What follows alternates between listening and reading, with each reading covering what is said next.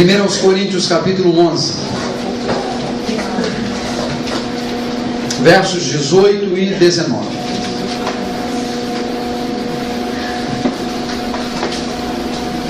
Veja o que o apóstolo Paulo diz.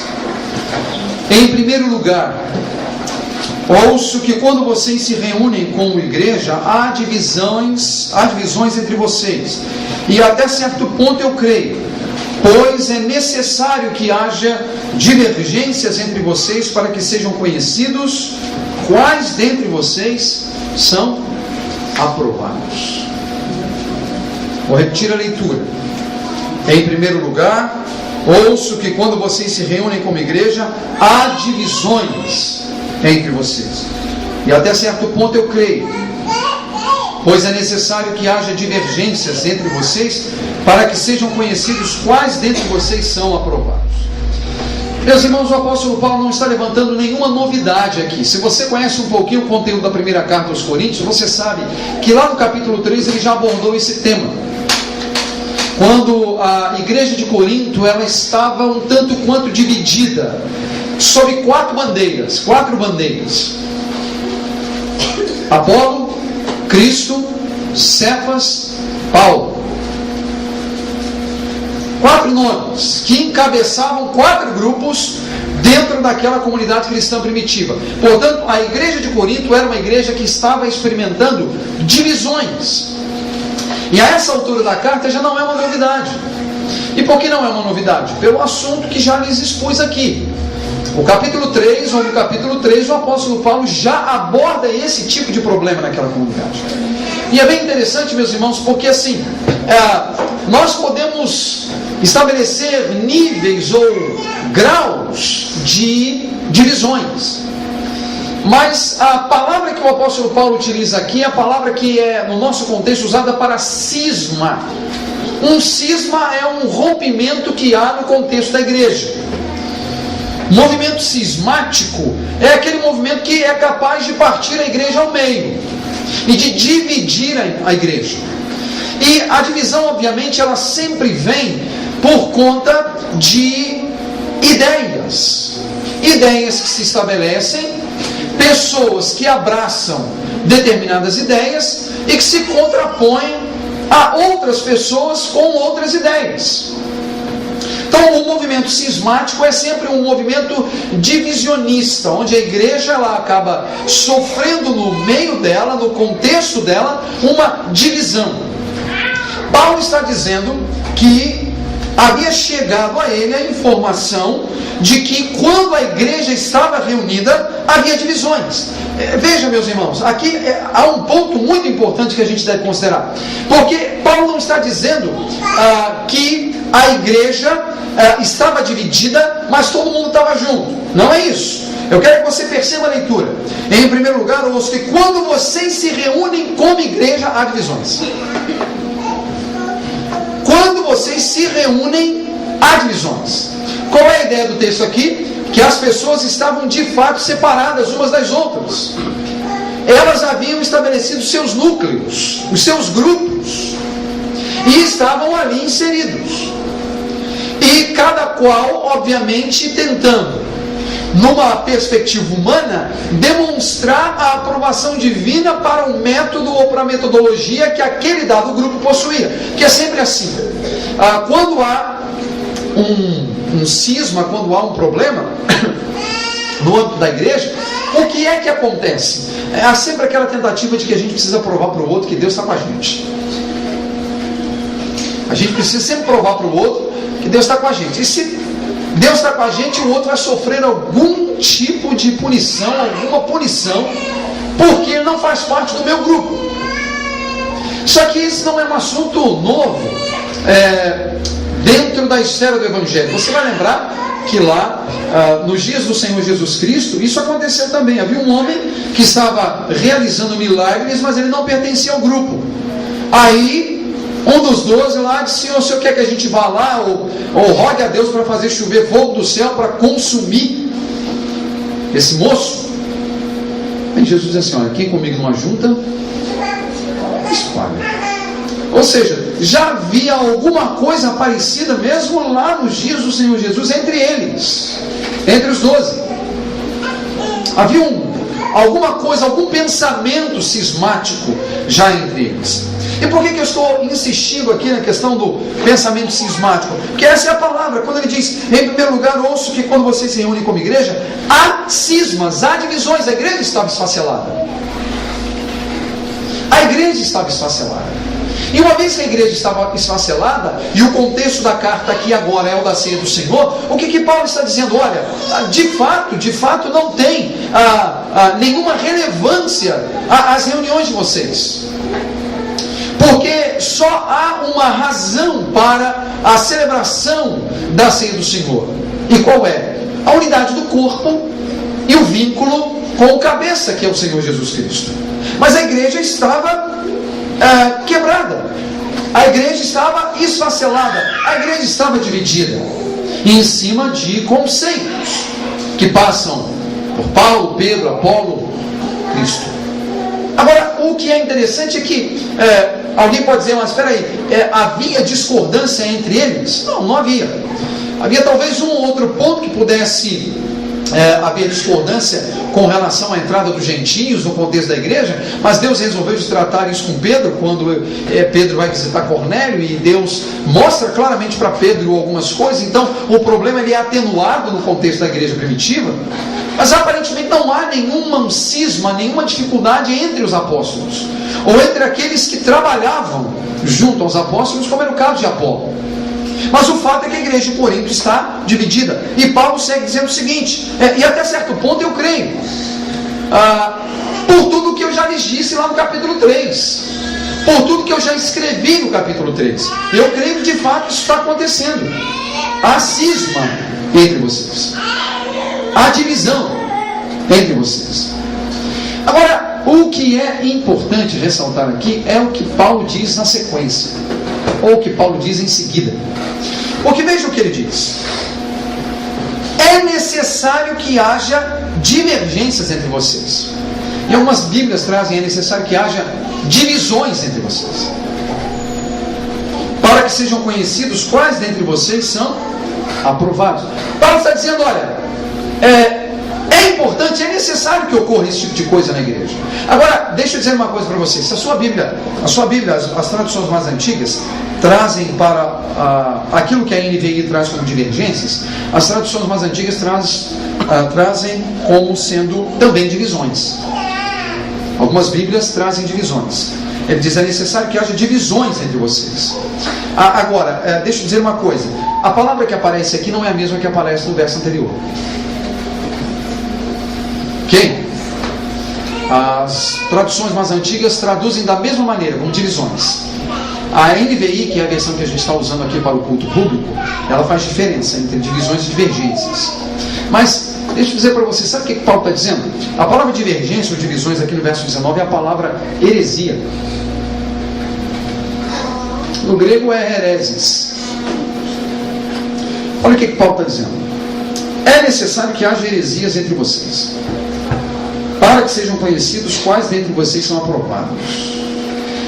Tanto quanto estranho isso que Paulo está dizendo, não?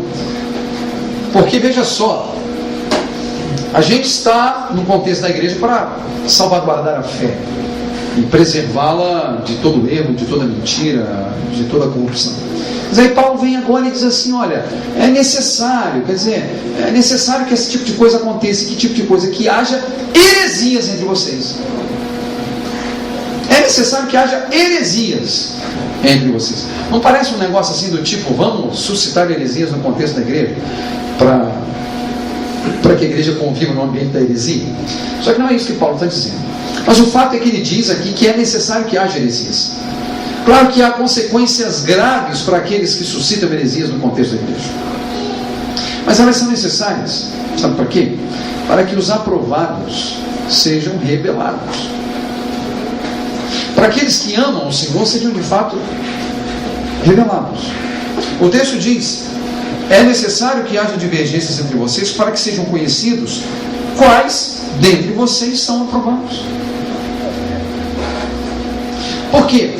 Porque se alguém debanda para o lado da heresia, essa pessoa não é aprovada. E a palavra aprovada aqui tem o mesmo sentido do obreiro aprovado lá que Paulo escreve a Timóteo. Ser uma pessoa aprovada, conhecedora das Escrituras e que se mantém dentro dos limites que a própria Escritura estabelece. E, meus irmãos, isso aqui é muito importante, sobretudo hoje, porque veja, você concorda comigo que hoje nós temos tantas verdades quantas são as cabeças pensantes, não é verdade? Nós vivemos num mundo pós-moderno, e no mundo pós-moderno tantas são as cabeças que pensam, tantas são as verdades. Você pode ter mesmo no contexto da igreja pessoas que pensam de modo distintos, mas que dizem adorar o mesmo Deus, quando os deuses deles não são os mesmos, mas eles estão no mesmo contexto. Então a sensação que eles têm é de que eles estão adorando o mesmo Deus. E esse é o pensamento pós-moderno. O pensamento pós-moderno faz com que a gente assuma a verdade individualmente, mesmo que ela não seja uma verdade coletiva ou amparada, mas ela é a minha verdade, ponto final. Eu não tenho direito de questionar ou de ser questionado, como eu não tenho direito de questionar a verdade de ninguém. Mas lembra, o Evangelho é antítese, o Evangelho é oposição. O Evangelho é onde tem verdade, tem mentira. E tudo aquilo que se opõe à verdade é mentira. Não importa na boca de quem. O problema é que a gente aprendeu a assumir alguma coisa como verdade por causa da personalidade da pessoa que diz alguma coisa. Então, por exemplo, alguém é um líder numa igreja e ele goza de uma influência muito grande socialmente. Se ele abriu a boca para falar, é verdade. Só porque ele é influente. Ou só porque ele tem uma boa verbosidade, uma boa oralidade. E aí nós passamos a abraçar o que as pessoas dizem apenas por causa da personalidade da pessoa ou por causa da influência que a pessoa tem socialmente falando, quando não deveria ser assim. Aliás, biblicamente, a verdade normalmente ela vem sempre pelas minorias, nunca pelas maiorias. Sempre pelas minorias. Se você pegar a história do Senhor Jesus, sempre foi pelas minorias. Quem ficou sempre foi pouca gente. Jesus não se impressionava com multidões, até porque Jesus não acreditava que vox populi, vox dei. Ele não acreditava, portanto, que voz do povo é voz de Deus. Ele não acreditava nisso. A sociedade acredita, algumas pessoas acreditam, e algumas pessoas são capazes de serem levadas pelas multidões. Mas normalmente, onde existe multidão, não existe o Senhor, não está o Senhor. Normalmente. Porque a presença das multidões leva à corrupção. E para a preservação das multidões, a gente precisa ter um discurso frágil, vamos dizer assim, frouxo. Não foi o que Jesus fez. Você lembra que o discurso dele sobre a questão de multiplicar pães e ser ele o pão da vida foi um discurso duro. Tão duro que diz a Bíblia que a multidão foi embora. Eles fizeram a seguinte pergunta: duro é este discurso, quem o pode ouvir? E eles, foram embora. Aí Jesus, depois que a multidão vai embora, ele vira para os 12 e diz assim: vocês também não querem ir? Aí Pedro dá aquela sublime declaração: para onde nós iremos? Pois tu tens as palavras da vida eterna. O fato é, meus irmãos, que de acordo com o apóstolo Paulo aqui, é bom que esse tipo de coisa eventualmente ocorra para que os aprovados sejam revelados, eles sejam demonstrados no contexto da fé e no contexto da igreja. Essa é uma maneira, inclusive, de Deus purificar a sua igreja. Deus limpa e purifica a sua igreja, muitas vezes permitindo que no contexto dela surjam coisas contrárias à fé, contrárias à verdade de Deus. E todos nós que temos alguma experiência no Evangelho, sabemos que isso mais cedo ou mais tarde acontece, não é verdade? Mais cedo ou mais tarde a gente experimenta algum momento muito próximo a isso que o apóstolo Paulo está falando aqui.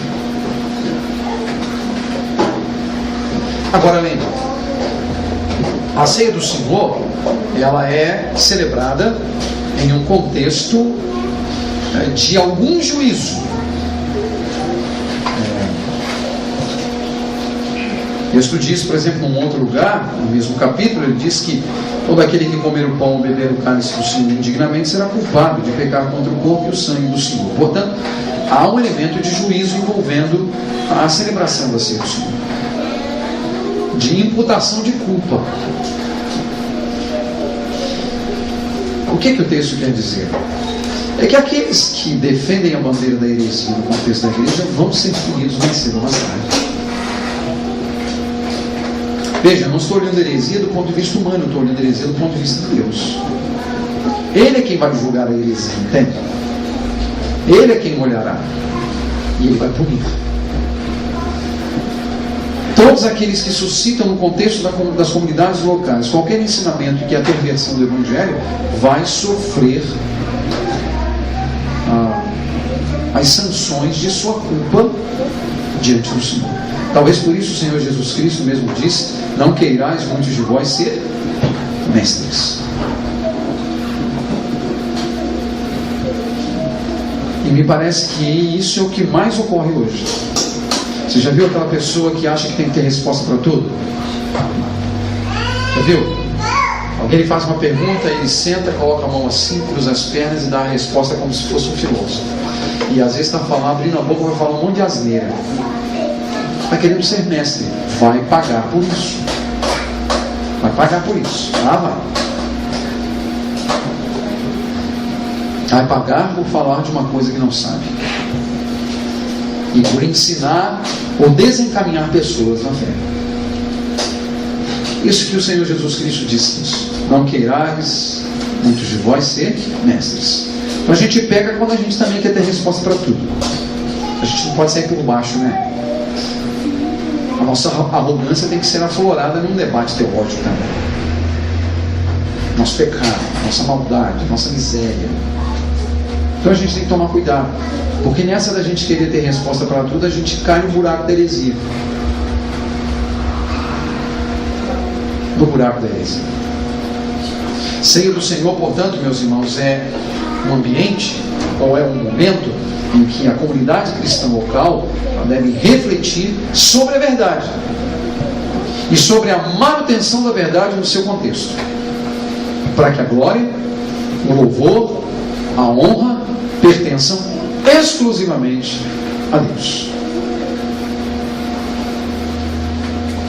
Judas, ele disse na sua epístola, sobre a necessidade, quando ele escreve a epístola, ele diz isso: eu escrevo-lhes para que vocês defendam a fé que de uma vez por todas foi entregue aos santos.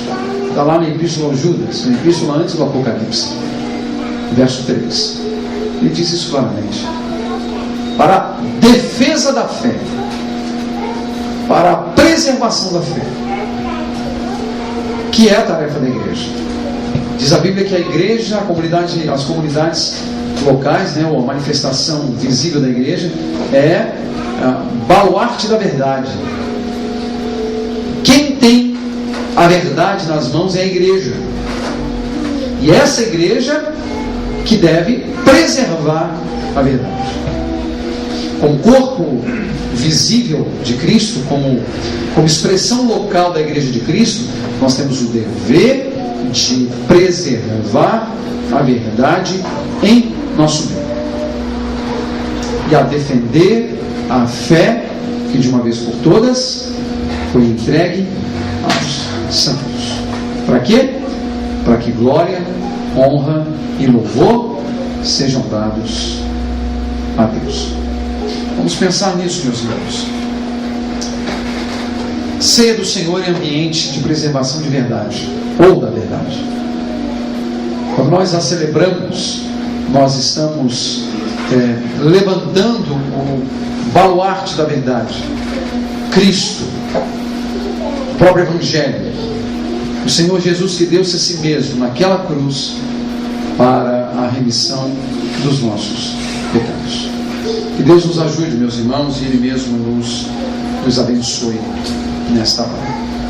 Nós iremos, neste momento, meus irmãos, cantar mais uma canção.